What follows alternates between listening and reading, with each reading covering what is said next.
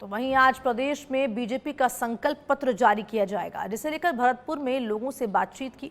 लोगों ने बताया कि वे जिले में अधिक से अधिक रोजगार के विकल्प चाहते हैं।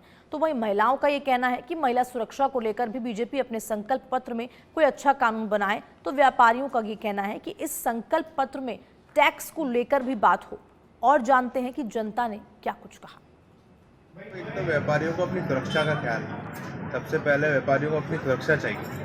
कानून व्यवस्था सशक्त चाहिए, जिससे व्यापारी अपना जो रोजगार है उसको सही तरीके से चला सकें और दूसरों को रोजगार प्रदान कर सकें।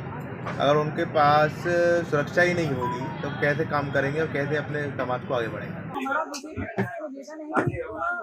महिलाओं की सुरक्षा के लिए वो सबसे पहले कदम उठाएंगे। बीजेपी से ही नहीं, सभी राजनीतिक पार्टियों से एक ही उम्मीद है कि आम जन के लिए सुरक्षा होगा करानी चाहिए। जो हमारे भरतपुर में पिछले 5 सालों जितना अपराध बढ़ा है, उसके प्रति कुछ ठोस कदम उठाए जाने चाहिए, ताकि आम जन एवं व्यापारी सभी सुरक्षित महसूस कर सकें। दूसरा, हमारे भरतपुर के अंदर सबसे ज्यादा कमी रोजगार की है, तो नए फैक्ट्री और भी रोजगार के जो भी संसाधन यहाँ उपलब्ध कराएं। मानना तो है कि जैसे कर्मचारियों को पेंशन मिलती है तो व्यापारी को पेंशन ना मिले तो कम से कम बीमा की सुविधा तो उपलब्ध कराए। भाई व्यापारी में 90% व्यापारी ऐसा है जो हैंड टू माउथ है, उसके बारे में कोई ना कोई विचार करना चाहिए। ERCP जो पानी वाली मुद्दा चल रहा है काफ़ी समय से, उसके बारे में भी उनको कहना चाहिए। और जो यहाँ सरसों का हमारा मेन भरतपुर का व्यापार है, तेल मिलों का व्यापार है, उसमें भी अच्छी से अच्छी सुविधा करें, जिससे कि तेल मिल के जो व्यापारी हैं और भरतपुर का जो व्यापार क्षेत्र है वो कुछ तरक्की करे। क्राइम बढ़ रहा है, बेरोजगारी की समस्या बढ़ती जा रही है, देश इस तरह पिछड़ रहा है कि नए नवयुवक क्राइम की ओर बढ़ रहे हैं। इसके लिए भरतपुर के अंदर उद्योग धंधे, व्यावसायिक सिस्टम जिसमें कि बेरोजगारी की समस्या खत्म हो और क्राइम खत्म हो दिन पर दिन। तो वहीं आज भाजपा के राष्ट्रीय अध्यक्ष जेपी नड्डा राजस्थान के दौरे पर हैं।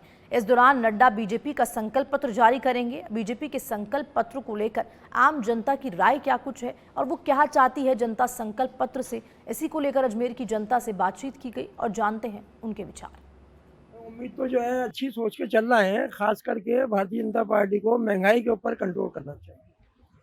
महंगाई की वजह से आम गरीब, खासकर बीच का जो तबका है, मजदूर जो वर्ग है, वो परेशान है महंगाई से। अब अगर खाली 80 करोड़ लोगों को अनाज देने की घोषणा से खाली दाना पेट में जाने से काम नहीं चलेगा, उसके लिए ऊपर का खर्चे के पैसे भी चाहिए।